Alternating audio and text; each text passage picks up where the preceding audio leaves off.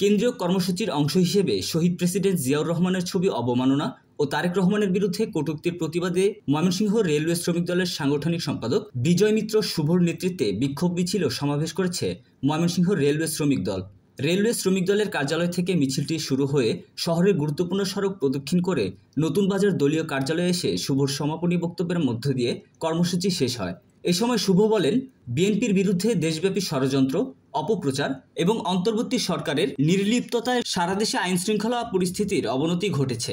দেশে বিচারহীনতার সংস্কৃতি তৈরি হয়েছে। ঢাকায় এক ব্যবসায়ীকে খুন, খুলনায় যুবদল নেতাকে নৃশংসভাবে হত্যা এবং চাঁদপুরে এক ইমামকে হত্যার উদ্দেশ্যে বর্বর হামলার ঘটনা ঘটেছে।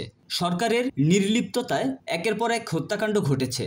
এসব ঘটনার সুষ্ঠু তদন্ত ও দায়ীদের দৃষ্টান্তমূলক শাস্তি নিশ্চিত করতে হবে। এ সময় আরও উপস্থিত ছিলেন বাংলাদেশ জাতীয়তাবাদী রেলওয়ে শ্রমিক ও কর্মচারী দল যুগ্ম সাধারণ সম্পাদক মোহাম্মদ শাখাওয়াত হোসেন, সহসভাপতি সজীব দত্ত, দপ্তর সম্পাদক মোহাম্মদ রনি, সম্মানিত সদস্য মোহাম্মদ মাকসুদুর রহমান অপু, ইয়াসিন আরাফাত, মাসুদ পারভেজ, মোহাম্মদ সুমন হাসান, রজীব কুমার সরকার, পঙ্কজ কুমার দাস, মোহাম্মদ আলমগীর হোসেন, আশরাফুল আলম, এস.এম. সবুজ আহমেদ, মোহাম্মদ শাহাদাত হোসেন, মোহাম্মদ মিলন মিয়া, মোহাম্মদ খোকন মিয়া, মোহাম্মদ শরীফ শেখ, আরিফ হাসান জুয়েল, কামাল হোসেন সহ আরও অনেকে।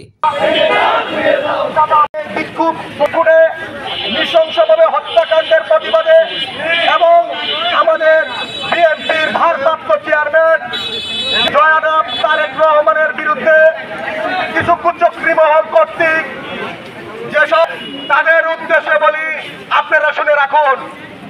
ইউনিয়ন ওয়ার্ড পর্যায়ে বাংলাদেশ জাতীয়তাবাদী শ্রমিক দলকে একটা শক্তিশালী দুর্গ হিসেবে যেমন আর না করতে পারে এবং বুকের তাজের রক্তের বিনিময় হলেও বাংলাদেশের সুষ্ঠু নির্বাচন করে আমরা জনগণের ভোটের অধিকার ফিরিয়ে দেব। ষড়যন্ত্রের মোকাবেলা করতে হবে।